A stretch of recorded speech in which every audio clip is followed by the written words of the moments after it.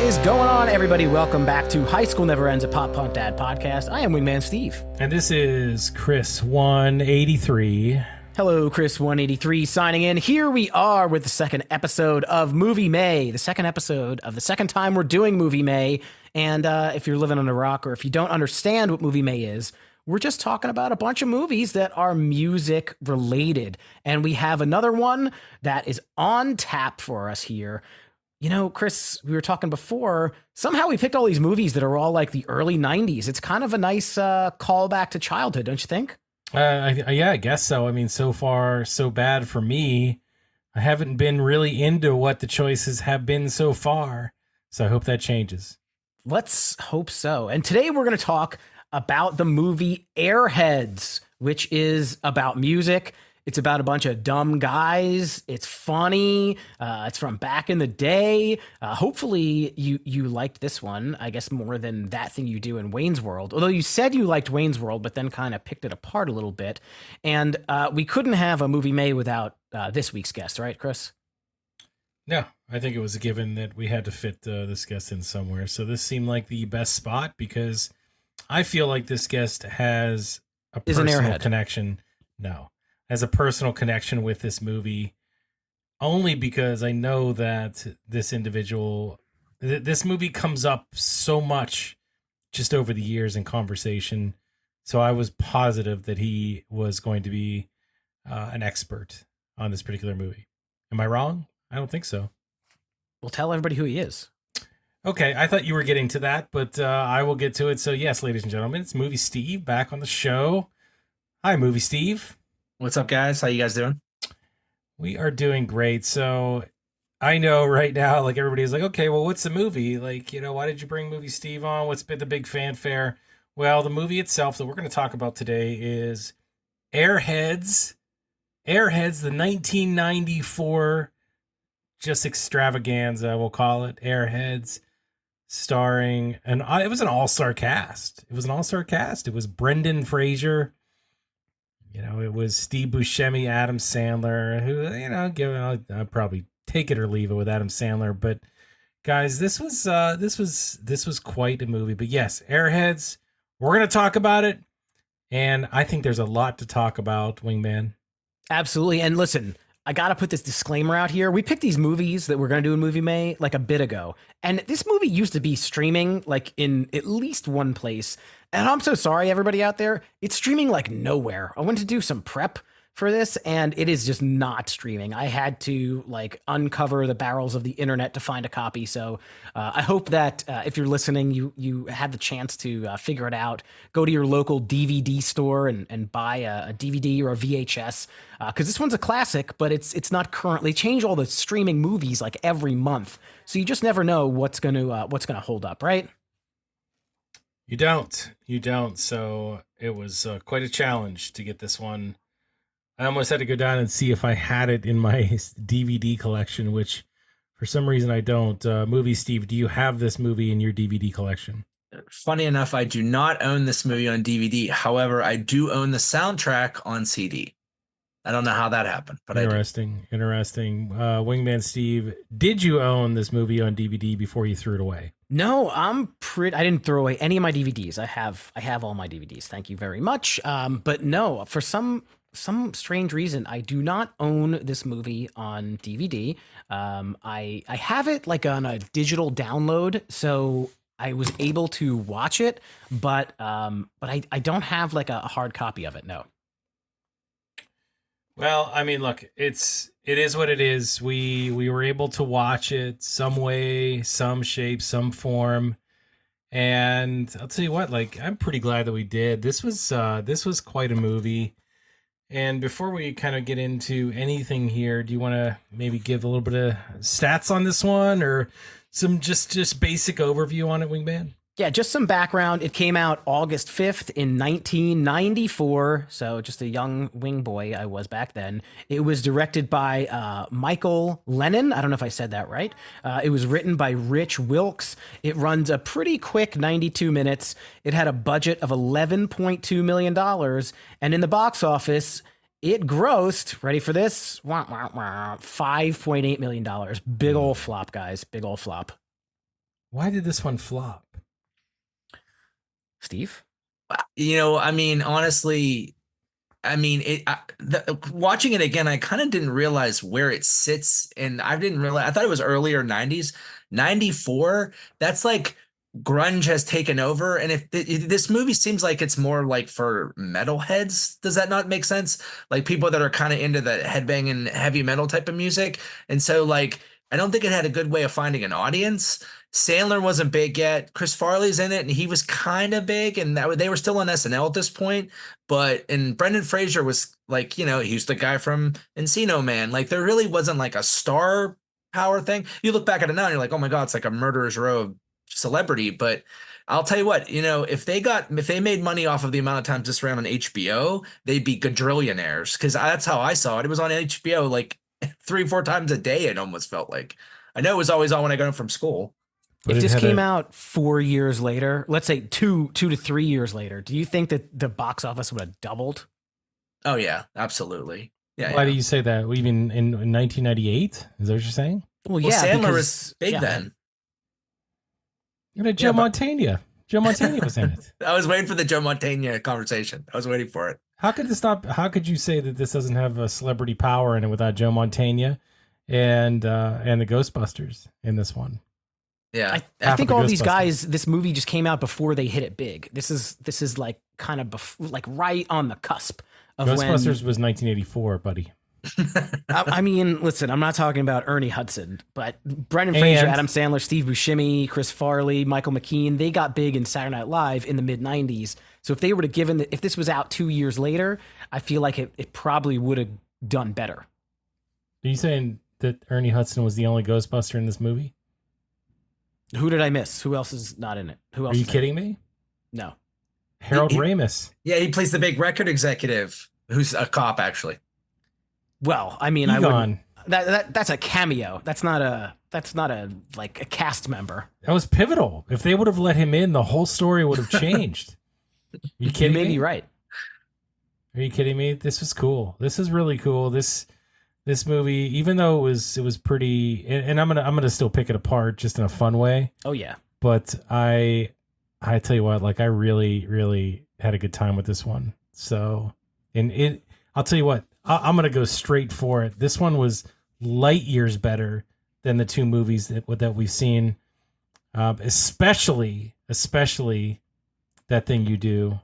I would watch this 5 billion times before I would watch That Thing You Do again. Hey, there's nothing wrong with That Thing You Do. That's a good movie. Yeah, this is better. I like this movie, but I don't know that I'd go that far. And Movie Steve, you've been privy to many conversations about music and movies, but on Movie May and when we discuss movies, you know that the first thing we have to do is ask you to completely describe the plot for the audience out there. Let's say somebody's listening, they have no idea what Airheads is, they have no idea who you are. Don't worry about spoilers, because who gives a shit? If you're listening to this, there's not no spoilers. Give us the entire plot of the movie Airheads.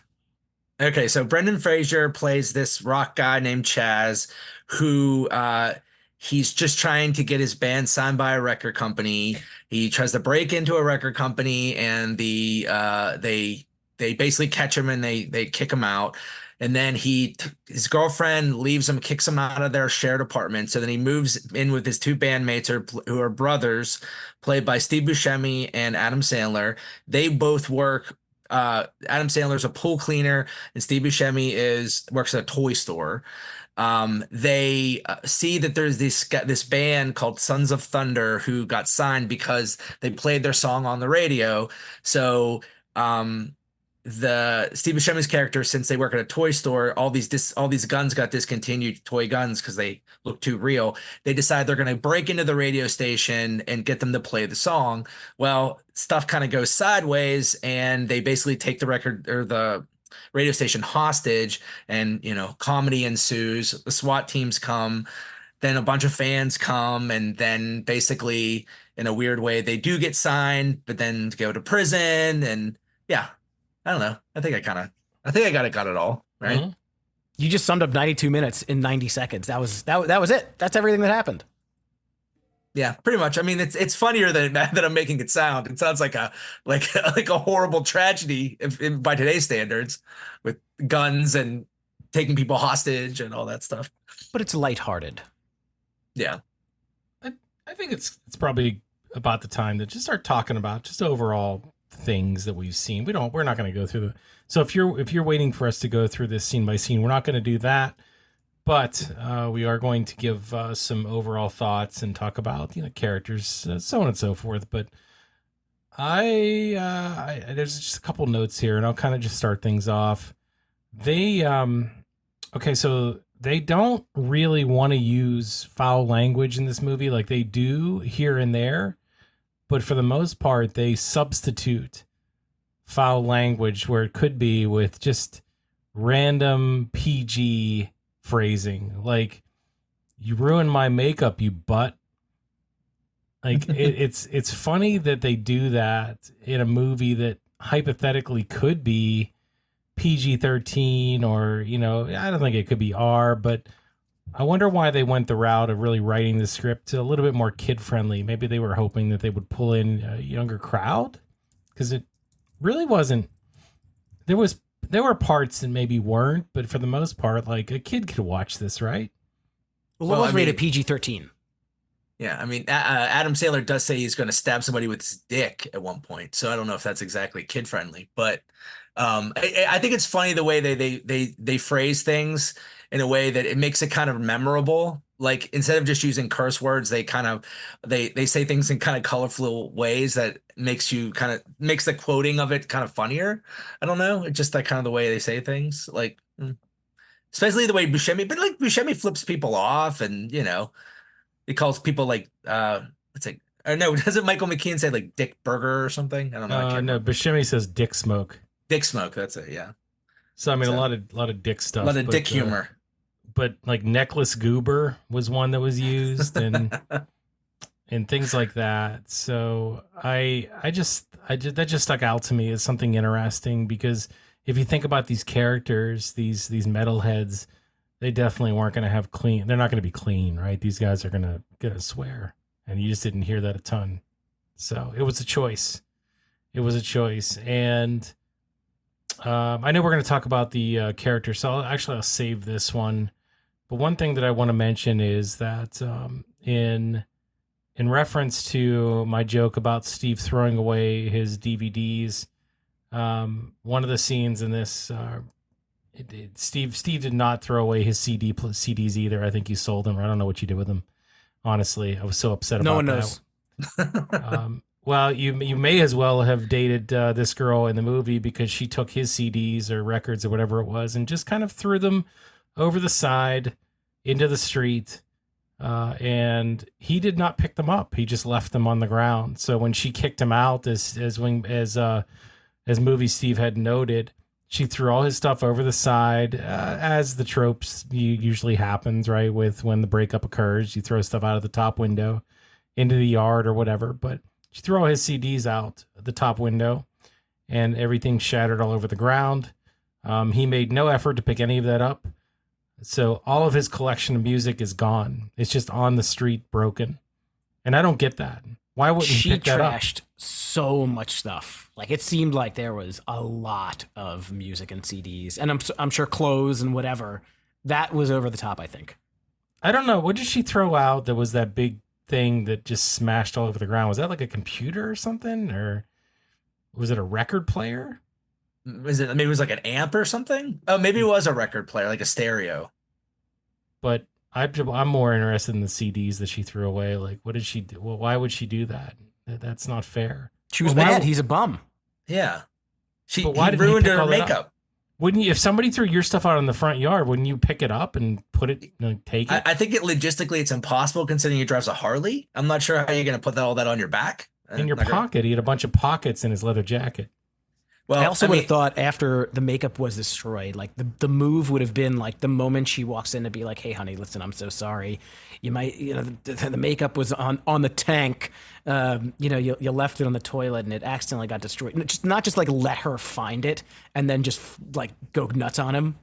Well, I mean, he was really enthralled by the "Jamie's Got a Gun" video by Aerosmith, so I get it. Like it was the first time he'd ever seen it.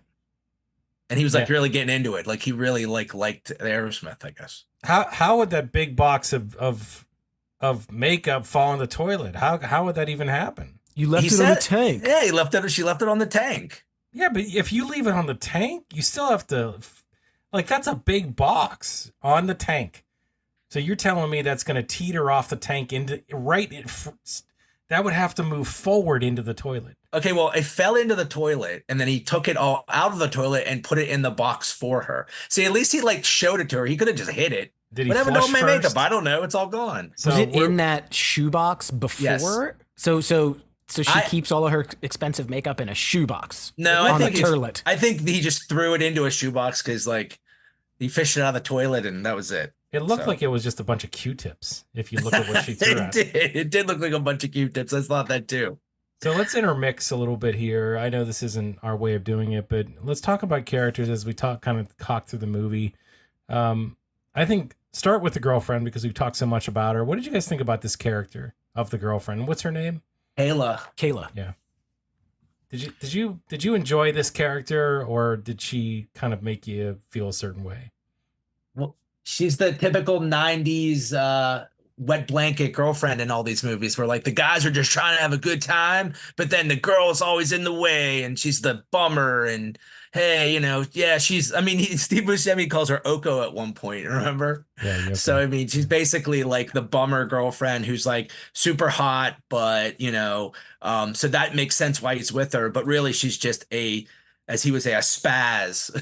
But in reality, she's paying the rent. She's working while he's sitting on his ass, like trying to get big, like basically breaking into a. He's doing nothing, and she is sacrificing.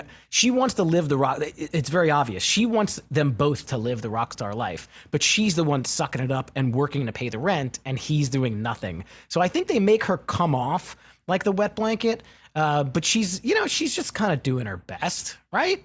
She does get a little crazy in the scene, after she brings the tape back. I think she flips out a little bit too much there. But overall, maybe there could have been a little bit more back and forth in that relationship. She gets a little crazy. Okay, so Not trying to denigrate anyone. It's okay. I'm going to denigrate her because she's incredibly violent. She screams violently while she's headbutting him in the nose. And she takes the chair and throws it through the glass and ruins the whole soundboard and all that good stuff too. I mean, isn't it kind of obvious that they're like the Tommy Lee, like Heather Locklear relationship, like this, because this predates Pam Anderson. That's kind of like what they're going for a little bit. Was Heather Locklear like crazy violent like No, that? no, she was like the one that worked, and Tommy Lee was the crazy rock star. So it's kind of playing off that idea a little bit. She's blonde like Heather Locklear. He kind of looks like Tommy Lee a little bit. But what's funny is the girl that plays Kayla, it was actually the love interest for Brendan Fraser in School Ties. If you ever saw that movie from '92, where he's the Jewish guy, and then Ben Affleck and Matt Damon persecute him for being Jewish. So they brought her back from that. Yeah, So, they ran it back for Airheads. Let's try something different, I guess. Is the they had key such there. good on-screen chemistry. I guess so. Yeah, but yeah, she's the typical wet blanket girlfriend. And she throws the tape into the road. Like, I don't know anybody that would do that. Like, just hold on to your music. Don't throw it. She likes to throw music away. She threw it out the window. She throws it out the car. And she wants to live the rock and roll lifestyle. That's the most unbelievable thing I think of the entire movie is A, the fact that she finds that tape, and B, the fact that tape still somehow functions after it's cleaned and respooled. It got crushed by a lowrider. I don't think it's coming back from that. Well, then the dog peed on it, and you can't, like, that dog peed right on the tape, which is very just, 1 in a million, right? A dog doesn't know to pee on something specific, correct? Like a tape. Yeah. Do you also notice that, like, when she goes back to find the tape, she basically parks her car in the middle of the road. She just screeches the car to a stop, gets out as in the middle of the road. Like, can you imagine? Like, I get mad when people are like going the wrong way on a one-way or something like that. Like, she just stops like on the main boulevard there, wherever they are. Is this, I forget, is it LA? Yeah, it's LA, right? I think it's Hollywood Boulevard. I'm pretty sure. She just stops her car in the middle of Hollywood Boulevard, gets out to go and find this piss tape, and happens to find the exact spot too. And she picks it up with no glove or anything. She's on a mission. Would you pick up a tape that was peed on with your bare hands? He wrote that song for her. He wrote He it wrote that before song he before he even met her. You guys like that softball? Steve took it first. So let's move forward, and so then we get into a little bit of Steve Buscemi, a very young Steve Buscemi, and we'll talk about this character in a second.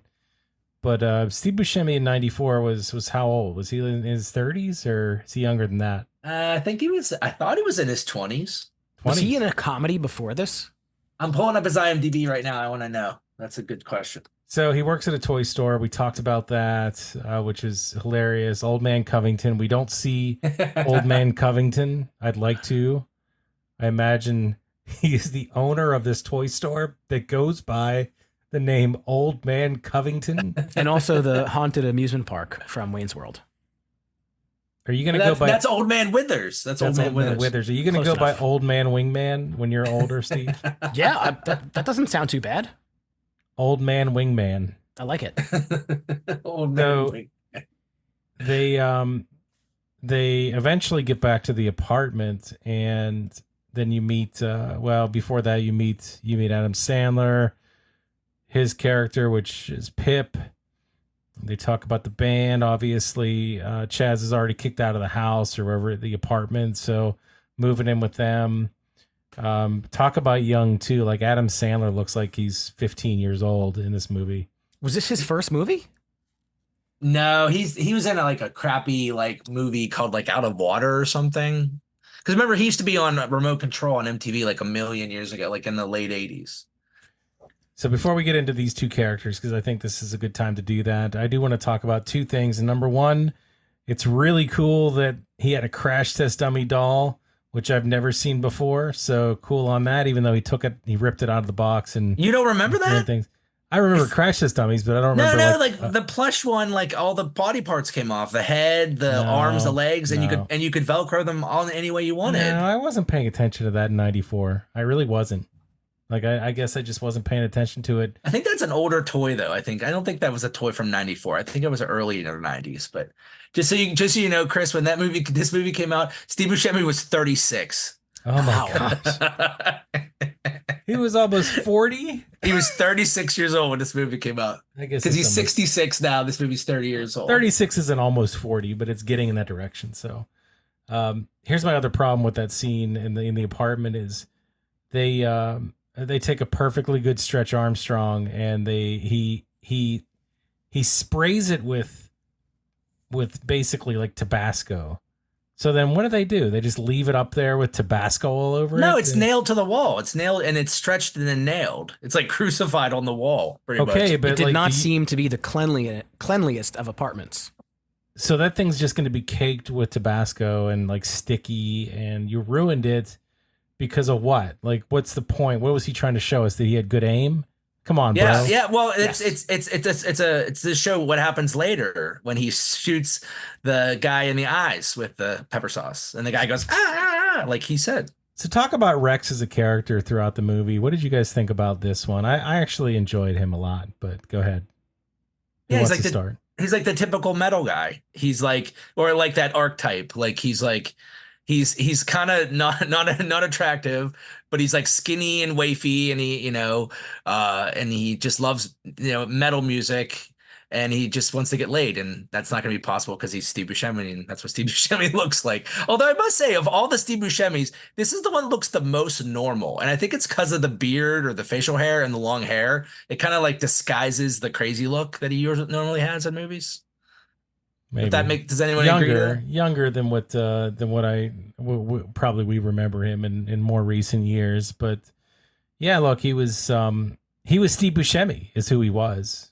He felt a lot like a basic Steve Buscemi character in this movie, which is something I really enjoy. So, Steve Buscemi metalhead, let's say, like you said, but I don't know, he wasn't over the top. He didn't overact this part. I think that he kind of just went along with Chaz a lot, but he had a little bit touch of crazy. Obviously, he was the reason why that they got into the scenario they were in, because he was called trash, and he decided to pull the fake gun. Which, come on, guys, how could they not tell these guns were fake. Do you I not mean, remember guns from the 80s and 90s? They were like so real. I had a gun, or my friend That had gun a did gun. not look real though. My friend had a gun that you would pull the trigger, it would make the noise, it would look like an Uzi. It shot smoke. It looked like a real Uzi. I mean, also these That people guy's are in afraid. jail now. Yeah, no, he's not. It broke. It got it for his birthday, and it broke that day. but how? Anyway. Tell me the logistics of this. Like those guys had had the finger on the trigger at all times. How were they not just gonna bump the trigger and have a little bit of that juice like squeeze out of the gun and blow up their spot? Like I find that so hard to believe that never happened. It's a movie. Especially because they were those automatic ones. Like those triggers were so sensitive that even if you like brush past them, they would go beer, beer, and like it would come out. Well, that's not the sound it would make, but you know what I mean. It's like that. It's the sound it makes with the automatic squirt gun. But Steve, I found the believability of the guns to be quite low. I felt Steve. It's funny. This is a movie. It's called Airheads. Usually there's like a smart one in the group, but like there's not really a smart one in the group. Like you have the lovable idiot, right? That's Adam Sandler. And then I guess Steve Buscemi is kind of the hothead idiot. And then Brendan Fraser is kind of the smarter, the one who's thinking about the big picture idiot.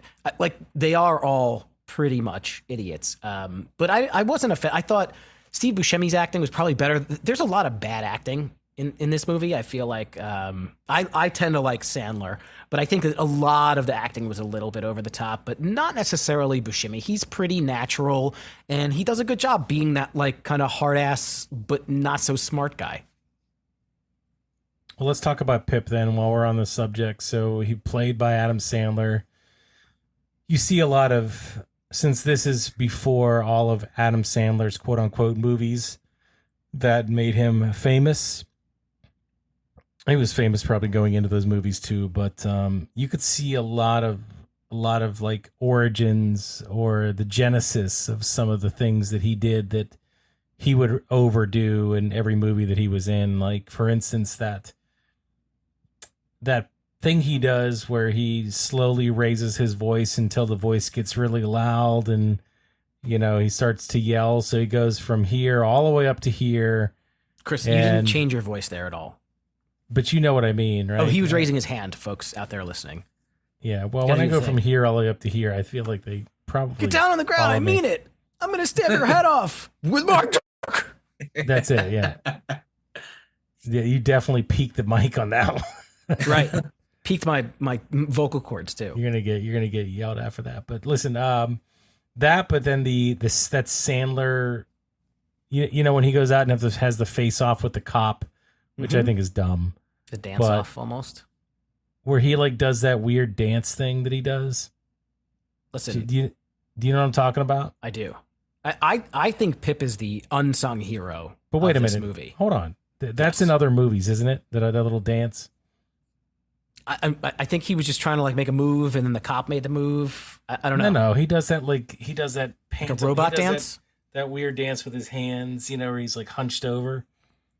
You guys don't know? You didn't see it? You didn't see the Yes, I know movie? what you're talking about. I know what you're talking about. That's in other movies. I know it is. Watch other movies. It's similar to Billy Madison, where he kind of does that gibberish kind of thing. But maybe I don't like the gibberish.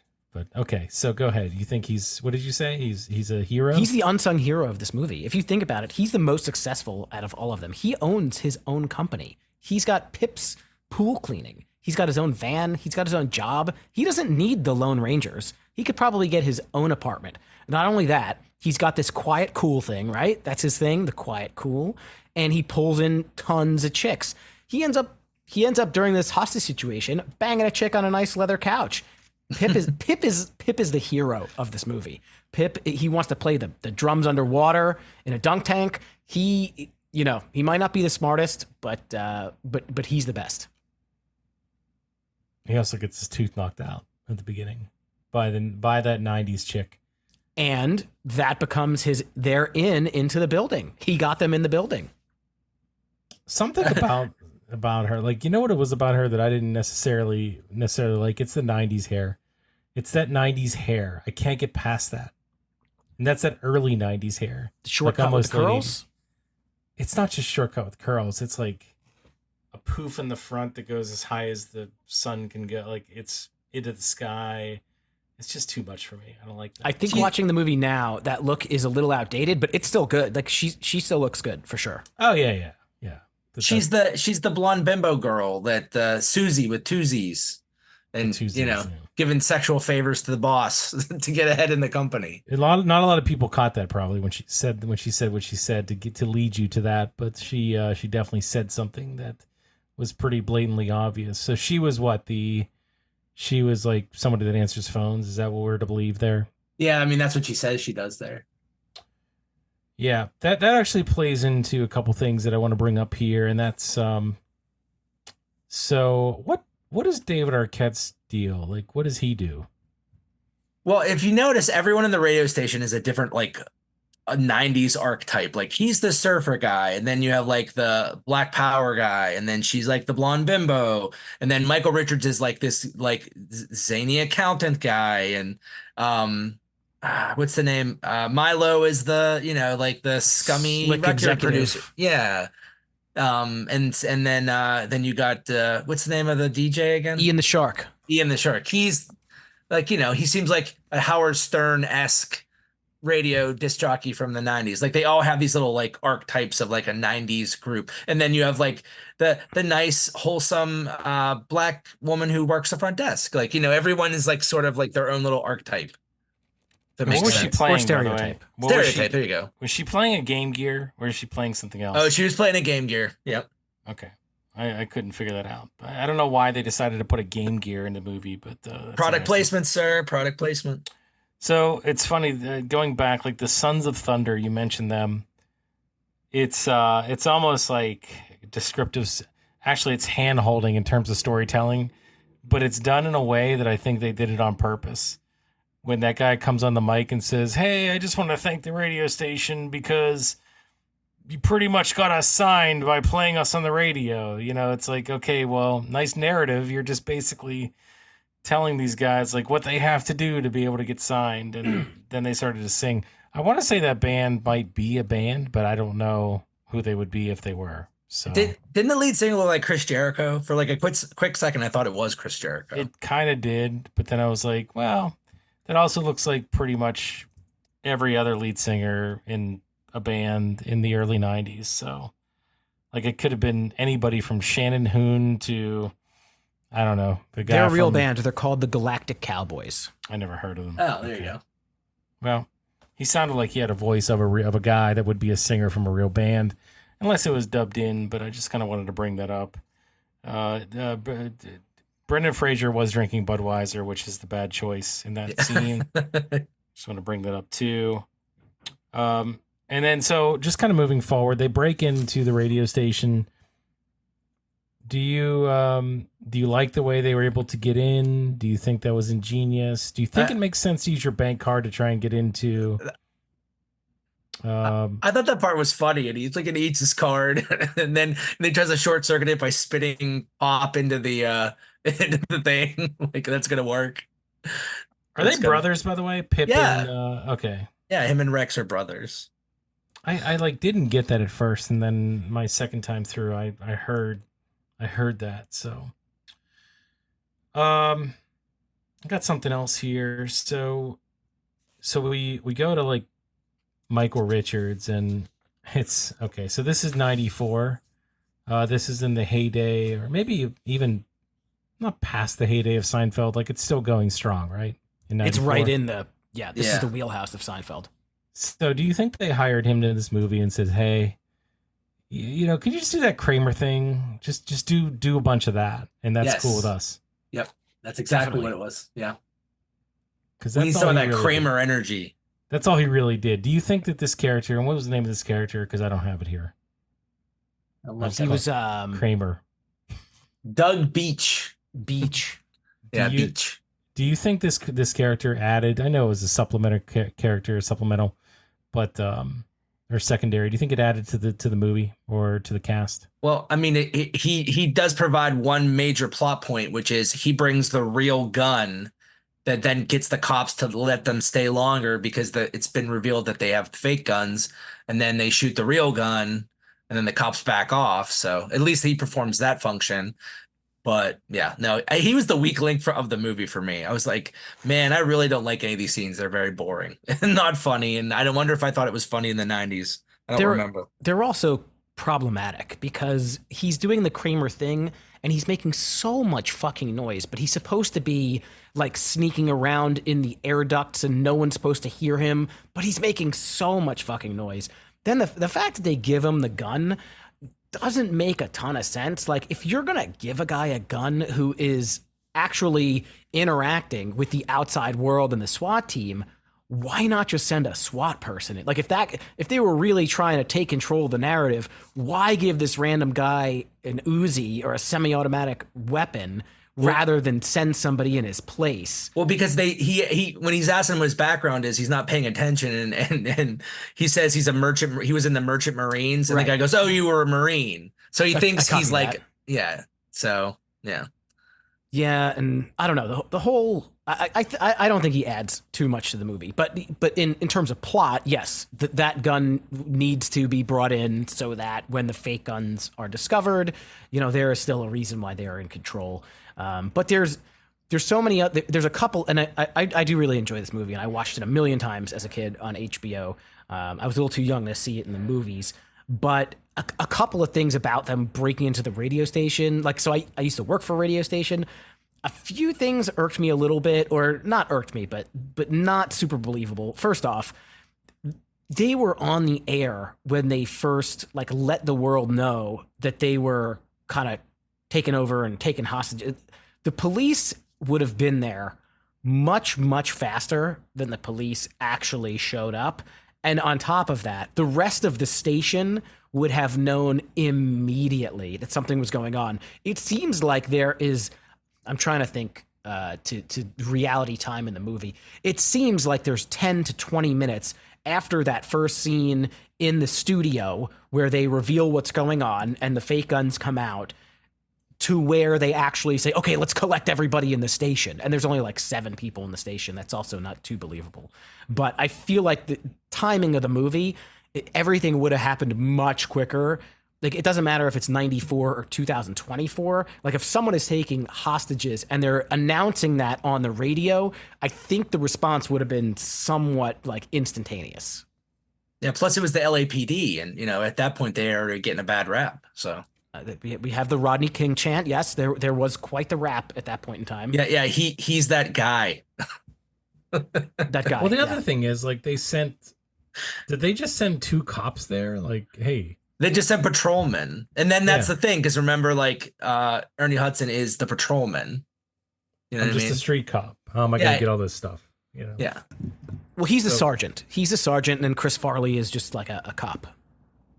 So Sergeant O'Malley is probably in charge of the operation, and then he's got some street, some beat cops that are also helping out. But don't they usually send more for a major hostage situation like that? Well, SWAT comes and then they get in that argument. That's that guy whose wife left him, the SWAT guy. Yeah, which I felt was kind of blah. I didn't like that character. I didn't understand. Did Pip fuck his wife though? So it's implied. Yes. It's implied that his wife cheated with someone who's a pool man. But there's really no. Was there a direct tie that I missed, or are we just supposed to infer that it was Pip, who's quiet, cool, and bangs all the chicks, that banged his wife? I mean, it's pretty. I mean, it's inferred, but I mean, you can pretty much. It's a pretty easy to draw that conclusion, I think. So one of the other things, and this isn't necessarily a scene or anything like that, but this is more of just a layering of the plot as it kind of continues through the movie. I really thought it was cool the way that they mirrored the escalation of the quote unquote rowdy crowd with basically the building of what would become a pseudo rock concert. So you think about these guys, their dream is to be rock musicians. And because of this hostage situation, the crowd that was there to see them continue to grow larger and larger. And every time they would go outside to confront the cops or whatever, the crowd would be there and they would roar for them. First it was small, then it got bigger. I really thought it was cool the way that they did that. So Because they And of gave away all course- those free tickets and all that free shit. Well, even before that, but yeah, I mean, they kind Well, of and they said that it's going to be like a end of the Rebel Radio party and come on down. So then they all came, because they're going easy listening. I have been part of one of those things. So when I was on the radio, my station was Hot 103, and it was a top 40 station, and they ended up killing it and converting it to a country station. So I've seen that happen in real life, and it sucked. It didn't quite happen the way that it happened in the movie, but it stung nonetheless. Did you have to change your radio name when it changed? No, I was done. I was off. I was not on the radio anymore. No more Wingman? Really? Nope. Wingman died that day, and then he was resurrected when we started this podcast. Would you have rather stayed on and pushed Travis Tritt songs and Brad Paisley? You could have been Saddleman Steve. So you guys make those jokes, but there are definitely on-air personalities for the radio. The cluster that I worked for, it was 7 different radio stations, rock, classic rock, an AM station. I don't even know, top 40. There was a whole bunch. And some of the people that worked on the other stations did convert over to the country station and got themselves like fucking Hopalong Howie type names. Like they really, I swear, it was Froggy. It was Froggy. Froggy was pretty big. There's actually a Froggy sticker in the office on Dwight Schrute's cubicle. Yeah. But Froggy was a radio station in Altoona, and we had one also in State College. And they decided to kill Hot 103 and simulcast Froggy on 2 different stations. So some of the people that worked on the rock station, which was called Quick Rock, you guys, Chris, you remember Quick Rock, I'm sure. Yeah, 100%. And 93.7 The Bus was the classic rock station. Some of those people rebranded and went over and worked country. I didn't really work that much on the air at that point. I was promotions director. I was behind the scenes, but I was the last voice on Hot 103 on a live broadcast at the Lions Den bar, and I signed off as the last person to ever speak on Hot 103, and it sucked, but people did switch over. Not quite like easy listening, like was it KPPX The Rain, but it was a drastic shift. It was hot. It was top 40 to country. It's crazy. So was Kramer there? Like, why was he there? How did he tie into this? He was the accountant that was helping to transition the station over, and then Milo had asked him if he could stick around to help with the layoffs, and he said he had to go to the doctors because he had hemorrhoids. Do you remember that? The proctologist, yeah. Yeah.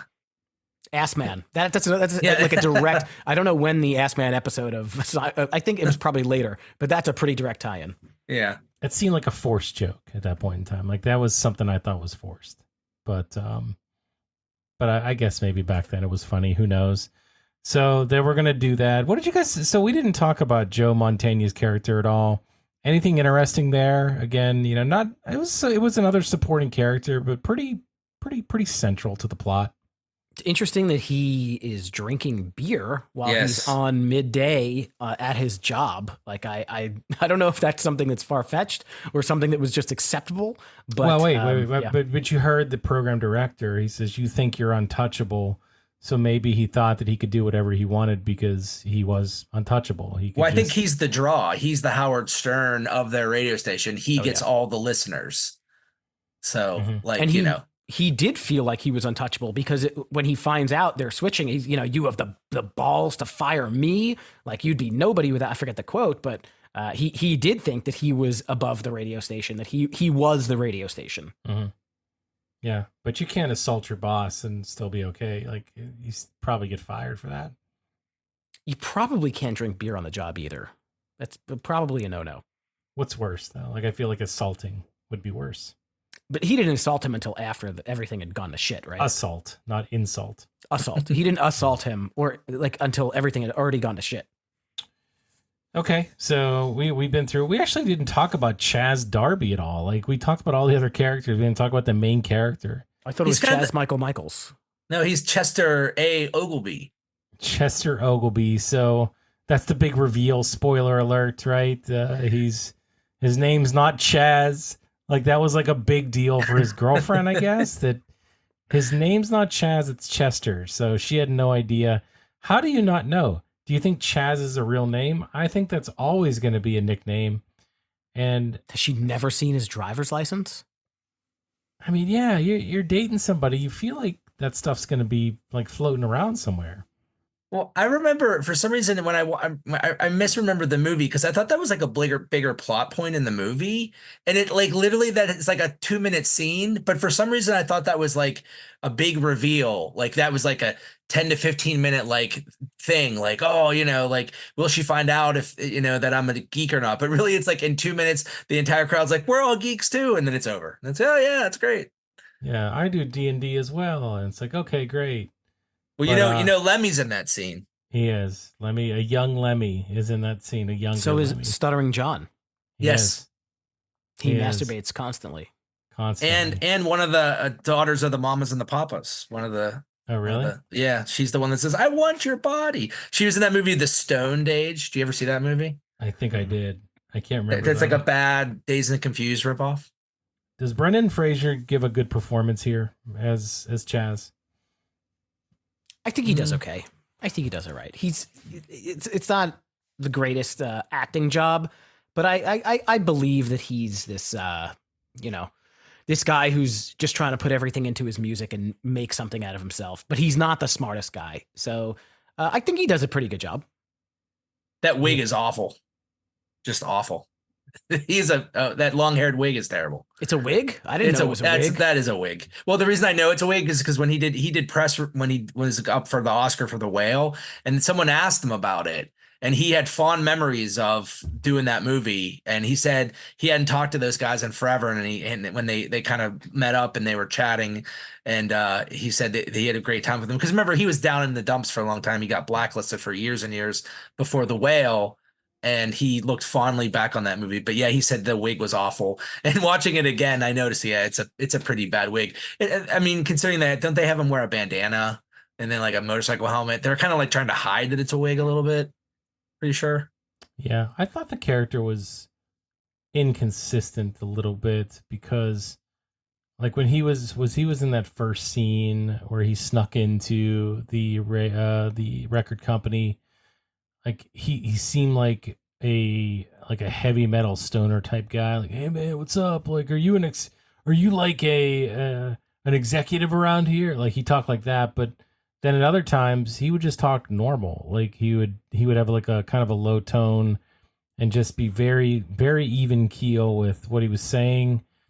Very level headed. So it's like, okay, well, what's the character? Is it supposed to be dumb? Is it supposed to be just regular, smart? Like, what are you? I mean, maybe he's all those things, and maybe that's what they were trying to say. But I just found it to be a little inconsistent. But overall, I think it was good enough to play kind of like that centric role in the movie. And when he was put to the test with any kind of monologue, it was fine. It worked. I didn't have any issue. Yeah, I mean, in his early career, he didn't really do a ton of serious movies, right? What was it? Encino Man? What did he do? Like, what was it? Blast from the Past? Like he did a lot of these types. Well, no, of he movies. He did School Ties, and then he did Actually, yeah, that's right. And then he did the one with Joe Pesci with Honors. Do you remember that one? Biodome. No, he was not. He I think he had a cameo in Biodome. Did you say Dude, with Honors was a really good movie. Yeah. Was he in Son-in-Law? Maybe Son-in-Law's the one. It's where it. Yeah, and maybe it's Son-in-Law where he like runs into him as the Encino Man character. I think it might be that. Yeah, because that's Pauly Shore. So yeah. He's not just in every Pauly Shore job. Yeah, he's fine for that time frame, and he was big, and he would get cast in all these different movies. I think it was for his look, number one, but I think that he was a decent enough actor where it was passable. Okay, well, it doesn't sound like we're incredibly, that different or that far apart on Brendan Fraser. I just thought it was worth bringing up the character because he was the freaking main character in the whole movie. There was a Beavis and Butthead cameo, guys, and yes, I thought it was funny because they said he sucked. They sucked, but 94, was that again at the height of Beavis and Butthead, or was that right before they started getting big? I mean, it was around that time, but it's funny because Kurt Loder's in the movie too. Yeah. So it's almost like this feels like it should have been a Paramount movie because Paramount owned MTV at that point. But it's almost like a commercial for MTV because I think even he's watching MTV when he's watching Jamie's Got a Gun, that video. I So it's also kind of I can't believe that like Lorne Michaels had nothing to do with this. Like so many of the SNL cast members, like Michael McKean, like how was Lorne Michaels not involved in this movie? yeah, I know. I thought the same thing. It almost feels like one of those like Wayne's World adjacent SNL type movies because of the cast, but it's not. So he didn't? Nothing? He had nothing to do with it? Not that I saw, no. Yeah, not that I know of.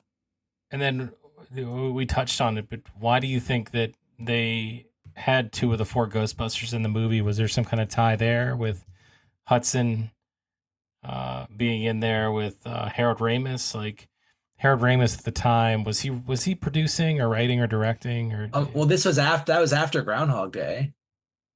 So Yeah. So I mean, that's just interesting why like they were both in this movie together. I mean, for all we know, the one got cast and they're like, "Hey, this he you know, we got to get Ernie Hudson in this one or we got to get Harold Ramis or maybe they just asked him and they decided to be in it, but it's just it's always interesting when you have two people from such a big iconic movie in another movie. There's always going to be a reason behind it. So if any of you guys know out there what that reason is, I'd love to know because it definitely stuck out to me. Even though it was a cameo by Harold Ramis, he was in it. I kind of That's feel when like a lot of times when these movies are filming, they're all in lots in Hollywood, and if they're doing something, they need a cast member, and somebody's maybe Ernie Hudson knows that Harold Ramis is going to be in town for 2 days. He might be like, hey, I'll get you on this movie. It could have been something like that. yeah, How about that list of demands? How about those? Naked Pretty pictures good, of B. right? Arthur, football helmet full of cottage cheese. giant baby bottle. I mean, How did he get the naked pictures to be Arthur? Like, how do you think a street cop from LA got that? that seems to be a stretch. I don't know that I believe it really happened. I guess in the movie it's supposed to have really happened. They had it, yeah, because what's the guy with the soul patch comes in and says, be Arthur or something like that. You mean Judd Nelson? Is that Judd Nelson? Yeah. Jimmy Wing. Do you see that soul patch? We talked Yeah. about that. That was awful. That's like an unkept soul patch, basically. Like, Yeah.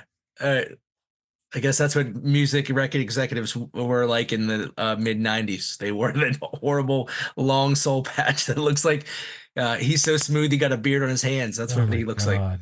It did look like he glued that onto his chin. He probably did in real life because it definitely wasn't real. But yeah, the list of demands was something else. One more observation is But wait, it's a good idea though. Request all this crazy shit so you could plead insanity later. It's not a terrible idea, right? yeah. Well, I think it's funny that Pip's idea, the hero of the movie. I think it's funny that they're like, maybe we didn't get weird enough demands because they got us everything that we wanted, but they also wanted like awesome guitars and all that stuff, and Did they ever get that guitar, by the way? yeah, that's what they give it to him. I think they give that to him when he does the When they're on when they- stage. when they're on the stage. Yeah, That's right. we're skipping something, guys. Like, there's a whole side plot movie with Chris Farley as a beat cop hitting up the different rock clubs in L.A. Oh, to try no. to find Kayla. That's I like have that on my list. That could be a whole movie right there. I have it here on my list. Like Farley's journey in its own right is. Did Farley look different in this movie? Like, did he look like he was He looked a little thinner, I think, than I remember him on Saturday Night Live. thinner? You think he looked thinner? Maybe it was the uniform. I thought, yeah, I remember him being quite heavy. And this was '94, so he's probably just I don't remember the dates and when he was on SNL, but it was probably the early days or right in the middle. Like I don't know. I feel like he wasn't too huge just yet.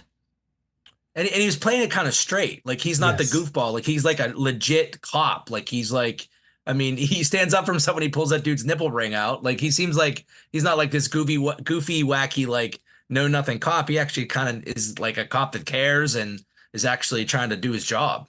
He didn't fall into a table or anything, but he did get pushed around in a mosh pit. This is true.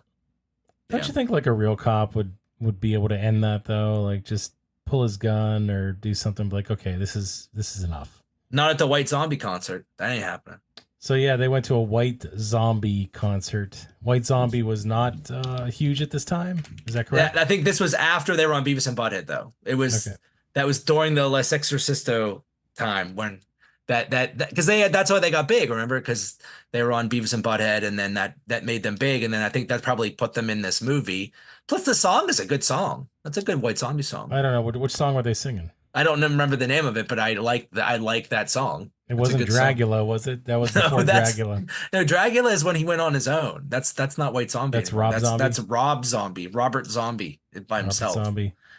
So they went to that concert. She goes to his girlfriend. The girlfriend goes to the concert by herself too. So that's she must really like White Zombie, I guess. Well, I mean, because he gives like a laundry list of different clubs that she would be at, and those are all like the big rock clubs in LA at that time, like the Rainbow and all that stuff. That's where like Guns N' Roses and Motley Crue and all those guys would all like play and hang out and the whole thing. That was like that was the scene, and that's where it's kind of interesting because the movie it came out in '94 and it almost feels like it's out of place, like it should have come out in like 89, 90, 91, somewhere in there when the metal scene was much heavier. And it's like, White Zombie's like one of the only like kind of more metal-ish bands of that era that kind of could have transitioned between the two, which I guess makes sense why they're in the movie. Well, that's interesting. So we talked about the music a little bit. Like, I think that brings up a good point in that this main band, the Lone Rangers, they weren't necessarily like a White Zombie type of sound either. They were again more of that like hair metal sound, or I don't know if you want to say hair metal, but more of like a Motley Crue sound, right? Like that's that sort of thing. Well, I kind of got them. Yeah. There's the Candlebox is on the soundtrack. I kind of think that they're close to that, whatever that is. Alt something. Well, their song is actually a real song. It's by a punk band. I saw it in the trivia. Degenerated is actually a song by 1980s punk band Reagan Youth. So it's a real song. That song fucking rocks. I really like the song. It's a really good song. I really like the song. It's a very good, I was going to say fake song, but apparently it's a real song. Yeah. No, I enjoyed, like I normally don't, this isn't normally my wheelhouse of music that I love, and that like early 90s metal. Like I made a point of that when we talked about Wayne's World, Steve. I was a big proponent of the fact that I thought that Tia Carrere's band was terrible, and I thought that the songs were terrible, and that they're all cover songs in that movie. She plays cover songs. Yeah, Ballroom Blitz is their big song. We're not going to get into that. You can listen to that episode if you want to hear about it. But ultimately, in this one, much better. I just think that I was a bigger fan. And hey, look, you're right. Like White Zombie, awesome song. What else did they play throughout the music? Like I don't have a list of anything that was on the soundtrack or anything else that kind of stands out, but soundtrack had to you guys? Anthrax, Motorhead, Candlebox, Four Non Blondes. Oh yeah, Motorhead, of course. Primus, and the Ramones were ones that stood out to me, and a Stuttering John song. I had Stuttering John's album actually. I saw him live, and I saw him. I met him, and he signed the CD for me. So they have a Four Non Blonde song that's not What's Up. That one to me is the one that was like, how did that one get on there? Is it that song or is it a different one? No, it's a different song. Oh, they have a different song, Four Non Blondes. They don't just have that one song. Apparently, they have more than that. Are they like? Is it that song and then every other song they have is like thrash metal? So this song, it's called "I'm the One." It was written by Eddie Van Halen. Actually, so it was written by Van Halen, but it's performed by Four Non Blondes. I'm trying to think what that was in the movie. I don't know. I'm just looking at the soundtrack right now. So they got us. So Eddie Van Halen wrote it for them? It says the writers are Eddie Van Halen, Alex Van Halen, Michael Anthony, and David Lee Roth, performed by Four Non Blondes. What the song's called "I'm the One." Did they just maybe take it from them and say, hey, can we use this one maybe? Could be. So it's just a cover. Maybe that's what the deal Looking is. at the soundtrack, there's also the band Prong on there, which is definitely that era metal, like helmet era band. That's definitely that that era. Like, yeah, No I don't Pearl know. Jam. No Pearl No, but Jam. that's the thing. It's like it's not grungy at all. It's like still kind of metal, heavy, kind of that kind of music.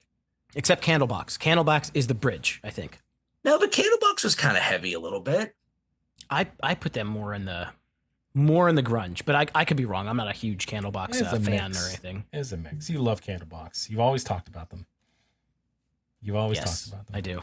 What's Does their big anybody song? have an actual Candlebox? Far behind, and then you you. left me far behind. That's what the Lone Ranger sounded like. More Candlebox than Motley Crue for sure. More puddle of mud than any of that. What else here, guys? We could talk about kind of the way that the movie kind of wraps up here. Do we like the way the movie ends? Do we think it could have ended differently? Well, I think it was fine. before we talk about the ending, I just want to bring up something really quickly. It has an awesome intro title sequence, which movies don't do anymore. But there's like literally like a 2-minute like music video with all this like cutouts and stuff. I thought it was really well done for something that came out in the early 90s. Like, Sure. Do you know what I'm talking about? Like, movies don't do that anymore. They What, do the not. montage? There's almost there's no intro like where they say the cast, like who's in the cast. They don't really do that much anymore. It's almost like a TV show, kind of. Yeah, I thought that was cool. Sorry, go ahead. So the ending. I thought you were gonna say you got to see Adam Sandler nude or naked. Like, that's not what I want to see. Right? Is Adam Sandler? I ain't Just- farting on no snare drum. I probably could have done without that, but yeah. Look, I think that you think about in real life. In real life, they go out into the outside at any point in time during this whole thing, Just shot and dead. they get Yeah, tackled snipers, or shot snipers. or something. But in this movie, they're given a rock concert, and they get to do it. But it's like this is like an ongoing theme throughout the movie with the Chaz character, and that he wants to do things the right way with his music. So this carries all the way up until the end, where they're given the option of, hey, you can have this record contract, and we can shoot you to the moon with all of this fame and fortune, Just lip but sync. we're doing this music video, and you're gonna lip sync it. And they just weren't having it, and they decided to not go along with it. So instead, they went to jail. They continued their music career in jail, which, I mean, good for them for winning over the inmates of the jail with that song. Did they just play that song over and No, over they had- again? They had a live album. Yeah, Full live album. from prison. How many? I feel like that they still got. I think they still got the record contract, even though they broke. What is his name? Jimmy Wing. They broke what he wanted them to do. I'm pretty sure they still got the record contract, because otherwise, how would they get that live in prison? What I want to see is what happens between the shitty. So that stage dive is the worst stunt doubled 3 people like jumping off a stage. Like, they could have done that so much better. But so like after they stage dive into the audience, that's what I want to see. That's when the police like fucking flood them, like kick them to the ground, cuff them, and get them the fuck out of there. That would have been hilarious to see. We don't see that part. But I get the impression that even though they didn't play ball, they still got the record contract, because they make what was the comment that they'll be out in 6 months or 3 months with good behavior. Like, regardless, like, you don't get out of a hostage situation at a prison in 6 or 3 months unless you've got the big Palatine Records behind you. I mean, and he says it himself. Vince Neil killed a guy and he didn't get in trouble, and that's absolutely true. Vince Neil did kill a guy in a drunk driving accident. He killed a guy and he did not go to jail. I think he got probation and had to go to rehab. So Rock stars don't go to jail. that's right. Absolutely. Do Like, how much do you think that? Sorry, go Well, ahead, hold Chris. on. Do you think that he had a problem with that line in the movie? Like, do you think Vince Neil had something to say about that? Well, that he's not the only rock star they name drop. Remember they talk about Ozzy pissing on the Alamo too. I think Vince Neil kind of probably was like, it's part of my mystique, you But know. Vince Neil doesn't have to sign off on that. I mean, they're No, just he talking doesn't. about a person. Like his name is not trademarked. No. So Okay. Did he really piss on the Alamo? I went to the yes, Alamo. that I've actually seen it. happened. That did happen. Okay. Did he go to jail for that? No, he was banned from San Antonio for 10 years. He was not allowed to play the San Antonio for 10 years Hmm. because he pissed on the Alamo when he was drunk. And he But didn't I'm know it was the Alamo. He was literally was just walking around drunk and he just decided to piss on this wall and the cops stopped and said, "What are you doing?" And he was pissing on the Alamo because he was that drunk. I think it was a feel good ending though. I think it was a nice way to end it, and it wasn't a straightforward like good ending, quote unquote. It was obviously they went to jail, which is not something that anybody would want to do, but they were able to overcome. And obviously, we don't see them when they get out, but we're to understand that they were successful after they did get out of prison. And I think that they did have a follow up text, didn't they? That they had like their album went gold or something. That was the Triple platinum. Triple Platinum, yeah. So, But but it wasn't with Palatine, right? It was a different record company. We don't They know. don't say that. That's what I'm saying. Is I think it was with Palatine. Just like at the end of That Thing You Do, when what's his name, Jimmy leaves the Wonders, but he ends up having multiple platinum hits on Playtone with the Herdsman. I feel like that's probably what happened. so here's a question, guys. So in the movie, when they're taking phone calls, and the one guy says something about some band, and Brendan Fraser like makes fun of him because they're like this. He's like, "Oh, you like that grungy bullshit?" So, does this band survive the grunge revolution? Because I think the answer is absolutely not. No, they don't, because you know that he is a guy that will stick to his music. He sticks to his principles, and he will not change no matter what people say. So if the times change, I do not think he changes with the times, and he sticks with the music. Then maybe be considered a little bit less popular. So I don't know. Did Guns N' Roses survive the grunge No, era? they didn't. No, they did not. they didn't. Yeah, they did. No, they did didn't. not. Guns N' Roses is fine. No, they didn't. They They were the broke laughing up. stock for like broke forever. Were they? Yeah. Use Your Illusion 1 and 2 was like 91 or 92. And then by the time Nirvana dropped, that was it. It was over. There was nothing after that. No, I'm not the biggest Guns N' Roses Well, fan. they had the spaghetti incident, but that didn't do well. And then they And broke that was up. it. That was it. And then they didn't Oh. do anything until Chinese Democracy, which was what, like the early aughts or 2000s, maybe? something like I don't that. remember. That was like the long-awaited album that never came out, and I don't even know if that got good reviews. But And they were like the biggest band in the world. Like they were the biggest band, Guns N' Roses. And then they were like gone just as Gone. fast. because I nobody feel wanted like that music those anymore. hits, they just still held up. Oh, no, Yeah, they I guess you're did. right. I guess you're right. Yeah. Yeah, I mean, hits hold up, but that doesn't mean a It's a band is bad still example relevant. for me. Whoops. Yeah. Well, it was either grunge or gangster rap. That's what the in R&B. Those were the big youth drivers at that time. And then something that we like to call pop punk that found its way into the late '90s, into the A little early later, 2000s. So overall, guys, would you have changed anything with this movie? Do you think it was fine the way it was, or do you think that there were definitive parts that you would have made a little bit different to make the movie better?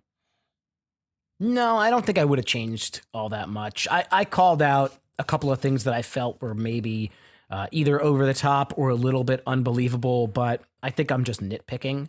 I think it's a funny concept, a band struggling, trying to make it, breaks into a radio station and forces them to play their music, and hilarity ensues. I think it was a pretty well done, simple, silly movie, and I'm cool with it. I agree. I think it's well done. It's definitely an artifact of its time, and it shows. And I had a little nostalgia thing watching it. I still thought it was funny. I was laughing at parts. My wife never saw the movie, was looking at her phone the whole time. So, and she loves Adam Sandler. So that just tells you. I think it's definitely something from its era. Yeah, I don't know. I think that I was thinking to myself like how I was going to answer this question, and even though I enjoyed it and I thought there was some chuckles, like I thought it was well done. I think the casting was fine. I I maybe would have maybe wanted Chris Farley a little bit more over the top to have a little bit more of those sight gags. Um, but yeah, I think that everybody kind of played their part. I love Buscemi in this one. I think that was a great casting. Maybe like one more comical component to it. Maybe you want to bring in like a Norm Macdonald somewhere. Maybe like instead of maybe that's what I would have done. Like maybe I would have done away with the Michael Richard character and gone a different way with that subplot somehow. Like that's probably the only thing I would do. Because I think, you know, Wingman, you said, or somebody said it, like that didn't necessarily add anything to the movie. It was just kind of like there, and it was just, hey, do Kramer for the whole time. I could see Kramer when I look at Seinfeld, so why would I want to see it here again? Is it a better movie if you make Chris Farley the guy in the vent? Yes, Yeah, probably. a million times. I think Actually, also, a million times. you know, when we've done a little bit of movie May at this point in time, right? I think when you look back at a movie like That Thing You Do, and you see like what the actors in that movie put into actually being musicians, that didn't happen here. Obviously, it's Brendan Fraser's voice on the one song "Degenerated," but like you don't get the impression that like they don't really show us that this is a good band. They like until the end. We don't really hear the whole song until the end. And the song is actually like I really like the song, but like with the Wonders, like you know, you not only hear the one song, but you hear like two or three songs throughout. Like they kind of solidify themselves, and the actors actually learned how to play the instruments. In the one scene where we see, or two scenes, we see Buscemi and we see Sandler trying to drum. Like I don't get the impression that they took classes to like learn this or anything like that. And yet Fraser can sing. He sang. He can sing this one song. But I think maybe it would have been cool to get some more background on them as a band to make the audience believe like, okay, this is a good band and they really deserve it. They're not just a bunch of degenerates that decided that they need the break. Like they didn't show them they mentioned that they've been working the clubs for years, right? But we don't see them sing any other song. We don't ever see them play their instruments, especially because, you know, they refuse to lip sync and they just destroy the stage. You know, the only thing we see is for like 25 seconds at the very end of the movie. It would have been cool to see, you know, Sandler actually drumming, Buscemi actually playing, and Fraser actually, you know, singing and playing, and maybe hear a little bit more from them musically. That could have added to it. I'm not saying that it detracted from it, but it could have brought some more to it. Bring some more legitimacy to the Lone Rangers. Can Fraser play the guitar? I don't know the answer to that. I mean, he definitely does sing, but I didn't see anything that like when you, again, I'm comparing this to a different movie that has nothing to do with it. But when you look up things about That Thing You Do, you see that like these guys like specifically took lessons for a long period of time so that it looked like they were playing. It looked like they were professional. I didn't see anything researching this movie that said those guys did that. Did you, Steve? No, I'm sure that was just pantomiming. I mean, just easy. Yeah. Which is funny because that's what they refuse to do on the stage. But that's Right. what they did. They were, as actors, they're like, okay, yeah, we don't really need, you know, we'll fix it in post. It doesn't really matter. Yeah. It would have been cool to see them as like a band. Well, the way the song opens, it sounds like Sandler's a hell of a drummer. There you go. Back to your whole theory. Pip's the man. Pip is the unsung hero, but I did not get that impression just from seeing him like tap the drums when they're in prison. Like it did not look like Sandler knew how to play the drums, and we know that Sandler can play the guitar. Maybe not like, you know, extremely well, but we've heard him on comedy albums and on TV. Like he can play guitar, but Buscemi's just like, you know, humping his bass and making a weird thing about it, and it's more just about Chaz singing. So yeah, maybe more Lone Rangers. I think Buscemi could have pulled off the drummer part. Like they could have swapped it, and it would have worked. Do you mean they could have switched characters, or like you said he just hit the like drums? the Buscemi character could have been the drummer. Rex the drummer and Pip's the bassist. Yeah, I don't know that could have worked. Yeah, because Buscemi still could have been his character on the drums and done all those things, and stood up and did the pelvic movements to the inmates. That might just be like that old, like, the drummer is the quiet one kind of thing in the background. Who was the inmates in the front row that were giving him a dirty look? Was that Marcellus Wallace in the front row? No. It was Master P. Was it Master P? Okay. Well, I think we did it, guys. Anything else about the movie before we move on to wrap this up? I think we've been through pretty much everything, but what did we miss? Maybe what's Johnny doing out on a Tuesday night? Can't read or write. Why can't Johnny read or write, guys? I don't know what you're talking about. The education system in America is bad. That's what the song's about. Are we really? We're sending a message. Yeah. Yes. I like it. I missed it. That's the words to the song. Well, he's a degenerate. I don't know what that means. Okay. I didn't really listen to the song. Did you print out the lyrics to this song? No, I just watched this movie so many times as a kid that I just know it. I watched Johnny doing out on a Tuesday night. Did 10-year-old Steve, were you like running around calling people dick smoke? Yeah, probably. That's why I ended up here. No, I mean, so what did this come out? 94, we said? Yeah. So I was 11 when it came out. It probably didn't come on HBO for like 2 years. So I would have been like 13. That's probably perfect age for this movie. Yeah. Well, that said, guys, let's go ahead and move on to the next segment. And this is everyone's favorite segment, and that's Ranking It.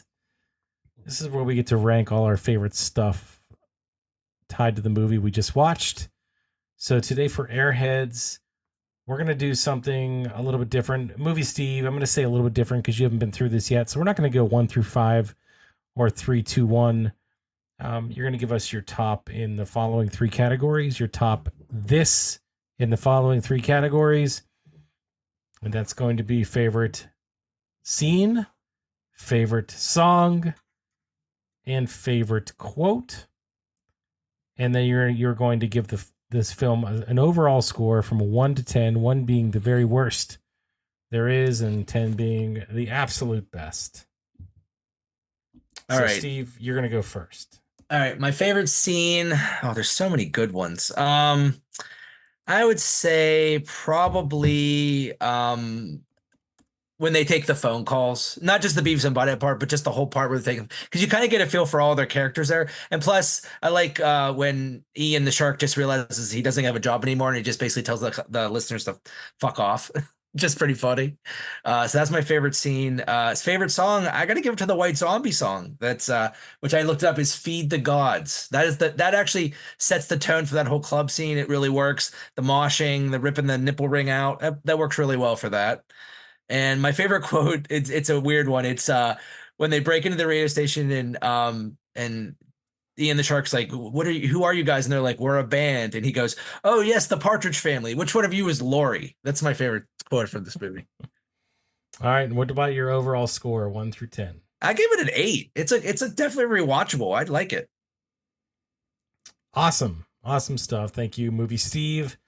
Now to one Steve to another, Wingman Steve. Why don't you go ahead and sound off?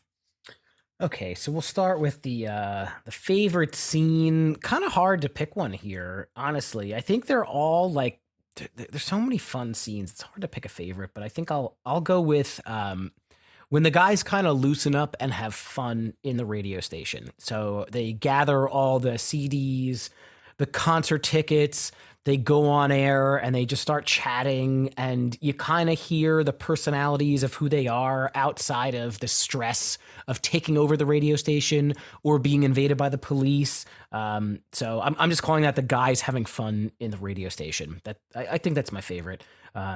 Pip banging the chick is also awesome. I like Chaz's confession. That's a good scene too. But having fun in the radio station. My favorite song is the Lone Ranger song. Degenerated is a really fun song, and it's one of my favorite fake/real songs from a movie that I've heard. I like it a whole lot. There are a lot of really good quotes in this movie. I often like to say there's a saying, if it's too loud, you're too old. That's not really like a standout quote, but it's one that has held up. You know, I'm gonna stab your heads off my dick. That's pretty good. I think the best quote though is when Ian the Shark goes to play their tape for the first time, and he asks what their name is, and he said the Lone Rangers, and he goes, the Lone Rangers. There's three of you. You're not exactly lone. And they just have no fucking idea of what he's talking about. They're just totally lost. And then number two, I gotta give a number two is what are you thinking about swimming pools and how you swim around in there like an egg? That's always a really good one. So sorry, I listed a few, but I'll go with there's three of you. You're not exactly lone. And then in terms of the film and an overall score, I'm gonna go 7.5. I know that I'm usually the guy that gives the higher scores. And this one is a 7.5 because of its rewatchability, its casting. It's not the smartest written movie. It's not the best acted movie, but it's a movie that I could watch over and over and over. So I think it's pretty good. Okay. I think 8 or 7.5 is better than pretty good. So, well, I gave the other movies that we talked about like 10s and 9s and 11s. You know me. You didn't leave. I'm generous with my ratings. You are very generous, but that's okay. That's your thing. You do your thing, and I'm gonna do my thing right now. So favorite scene is definitely a tough one because I don't know. Like for me, there wasn't like I just like the body of work. It wasn't like there was one stand out scene for me that really just hit me, but maybe it was that scene where he comes out and he talks to the crowd and he confesses that he's Chester, and the crowd reacts and it ends up being okay. That's just one that kind of hits me. If not that, then definitely that first scene where he sneaks into the record company, because it's so absurd the way he gets in with the Cat in the Hat people, and then he's able to somehow get past security and, hey, are you a record executive guy? Like he just happens to see a guy in a suit, and that just happens to be a record executive. Actually, it happens to be the record executive, the only one that we know about that works there. So there is that. Favorite song, I'll probably just go with, was it Degenerated? I don't know the other songs on this. I didn't really listen to anything else. So sounded like you guys were giving me some ideas. I'm not a big Four Non Blondes fan, so I feel like that's probably the only one I would go with, which is fine with me because it's a decent song in its own right. Favorite quote, who would win in a wrestling match, Lemmy or God? The answer was Lemmy, and that is not the answer because it's a trick question. Lemmy is God. I thought that was really funny, and that was also an exchange with record exec Harold Ramis, but actually a cop that they sniffed out with him not knowing the answer to that question. He also did not know the answer to the Van Halen question either, which it's was it David Lee Roth or Sammy Hagar? Was that the question? Yeah. Who did you side with in this split?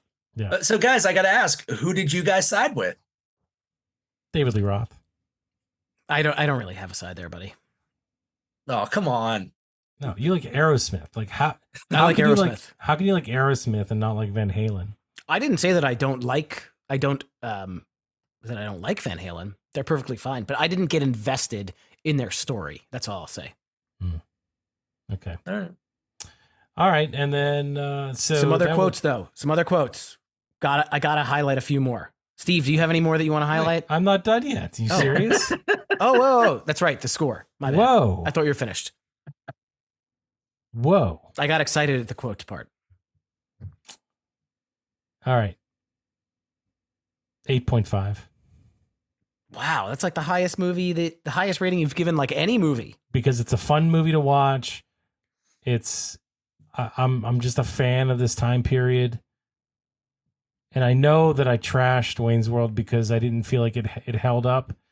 But I think the jokes, like, this didn't slap you across the face with just random slapstick nonsense that wasn't funny to me. Like this was actually like a little bit. This is done a little bit better in my opinion. So if I'm gonna put Dana Carvey and Mike Myers up against Farley, and I know Farley's in Wayne's World too, but I just think again this cast, and maybe it's just because I'm such a big fan of Buscemi. I don't know, but I like this story better. Let's just put it that way. So I'm gonna go with 8.5, and that's where I sit. Now you can do your thing. It is a little bit more of a, it's more of an original story than Wayne's World, which was, written as off of a skit from SNL. But Steve, I wanted to say some extra quotes. If there's any that you wanted to say first, I was just going to give you the opportunity. The one that I like is when they're like, okay, they said we have to send somebody out, and Pip's like, I'll go, and Rex is like, you're not one of the hostages, you goof. He's like, oh yeah. Yeah, that's good. I think one of the ones that sticks around is, the whole, you wrote that song before you even met me. I wrote that song before I even met you. That's more of a serious one. I love when Chris Farley is given his task to find Kayla, and he's looking at the picture, and he sees everybody at the metal club, and he goes, blonde, wearing something tight and black. Great. Grand, wonderful, because everybody is a blonde wearing something tight and black. Let me see what else was there. I like when Jimmy Wing says, if the song's in English, it's a gold record at least, because that kind of just gives you an idea of like what's going on. Like if something in the media is so big about a band, then that's why someone would sign somebody. It has absolutely nothing to do with with the music itself. I also like when Pip, they're talking about going outside, and Pip goes, I don't want any. They're asking about the demands. I don't want anything. I just don't want to go outside. Yeah, I think that's it. All right. Well, when Ian the Shark asked them what the band name is, and Pip goes, he goes, what's the name? And he goes, my name's Pip. He goes, no, the band name. Sandler has some of the best lines of this movie. Sandler's the man. I love the Sandman. No, disagree. Oh, come on. He's not the man. He is the highest grossing movie star this past year. You know that, right? This past year? Yes, he is the highest grossing movie star. By For like what? a lot. By like a lot. A lot. For what? In terms of how much he has gotten paid, or Yes, how much his movies have brought in? Both. Like how much money he makes as a movie star through all his Netflix and all his other stuff. For what? Like Grown Ups 4? What's out? He's got that Netflix deal that he makes a killing on. Yeah, he makes so much money. That's okay. I didn't watch any of that. But Chris likes him. So this is a movie where he's number 3. He's not number 1, and I think he shines as a number 1. I love me some Happy Gilmore. I love me, some Billy Madison, and I'm a pretty big proponent of Adam Sandler in general, but I think he's great as a number 3. He doesn't have to steal the show, but he kind of does quietly steal the show. And I'm with the quiet cool. I think you're right.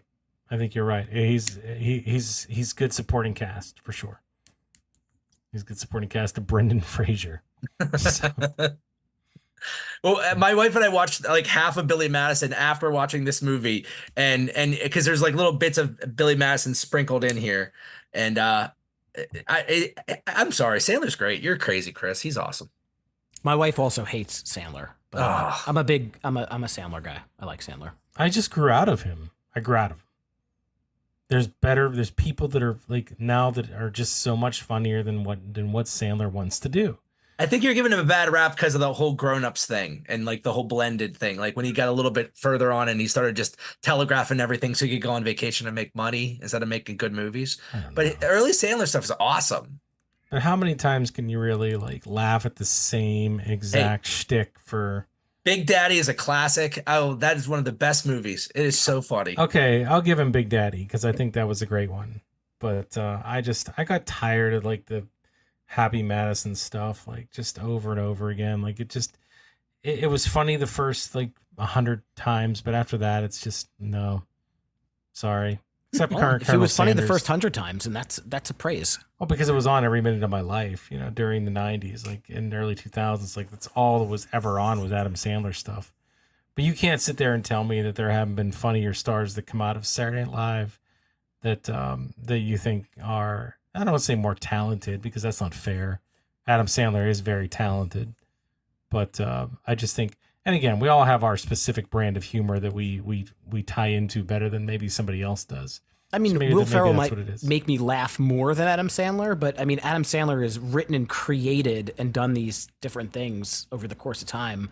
I don't need to compare the two, but you know, I have a love for a lot of these SNL dudes that and women that come out Just a and style. make the stuff. It's a style. So there's certain styles, just maybe certain styles That's the Sam. appeal. Like that first, and I don't want to go on too much of a tangent because we've been talking for a while, but that first Adam Sandler tape, They're All Gonna Laugh at You. The first time I ever heard that, somebody had taped that for me, and I never laughed so hard when I heard that the first time. Like you know what I'm talking about? Have you you ever listened to that? At a medium pace, you know, They're All Gonna Laugh. Yeah, it was like Toll Booth Willie was. I never laughed so hard in my life at that time in my life after listening to that. But if I go back and listen to that now, I will not laugh like that again. I probably will just sit there straight faced. Unfortunately, I think you're full of it. I think if you listened again, you'd think it was funny. I mean, maybe after a couple beers, but I mean, I don't think like just sit in the middle of the day listening to it. I feel like I'd be like, yeah, okay. Coming up later this year, Sandler September, all Adam Sandler. Yes, I'm in. I'm out. You can be in. Sandal Timber. It could be the all Steve show for that time around. Steve and Steve. Hey guys, it was a great time once again. Movie May, loving it, loving these conversations. This one went a little bit longer, but I think it was really cool to talk about this movie. I hadn't seen it in a long time, so hey, if you out there have not seen Airheads, go check it out. I know it's going to be hard to find, but you might have it on DVD somewhere. If so, give it a watch. Let us know what you thought. There's a lot of ways where you can let us know that, but I'll get to that in just 1 second. First, before we do that, always got to thank our guest, Movie Steve. Always a pleasure. Appreciate you coming on the show. Thanks for having me, guys. This is always awesome to do. Till next time. We'll see you next May. Yes. Yeah, we'll see him before that. Who you kidding? There's always room for Movie Steve on High School Never Ends because we're always talking about something pop punk adjacent, and that includes movies. So with that said, like I said before, guys, I really want to hear from you on what you thought about this movie and also Movie May in general. So give us a ring. I would like to say give us a call, but there's no way to do that. Maybe in the future. I don't know. But you can always reach us on the socials, the Insta, the Discord channel, which I've definitely dedicated myself to be on more often. But let us know. Hey, also, we're getting closer to over 1,000 followers or close to 1,000 followers on Instagram. I would love us to get there, right, Steve? We're just getting inching closer and closer. So we're almost there. Tell your friends, follow at HSNEpod on the socials, especially Instagram. Get us to 1,000. We have a shop at hsnepod.com. You can buy hoodies, t-shirts, hats, mugs, a bunch of cool stuff, and all the money that you may spend there helps support our show and the Dragon Wagon Independent Podcast Network. And of course, if you don't want to spend any money, you can just give us a 5-star rating on Spotify or iTunes and write a review. We got a really nice review recently. That was cool. It's always nice to see that. So tell us what you think. Let us know that you're enjoying the show, or if there's something you don't like, send us a note and maybe we'll fix it. Maybe not. Movie May will roll on next week. We're going to be back with another episode, another music-themed movie. What are we going to pick? I'm not spoiling it. Until then, keep on rocking your dad bods, throw up your rock hands, and blast the pop punk. Hey, thanks for listening to Dragon Wagon Radio. If you're enjoying this show, check out DragonWagonShop.com and get yourself some sweet merch while supporting your favorite indie podcast network. That's DragonWagonShop.com.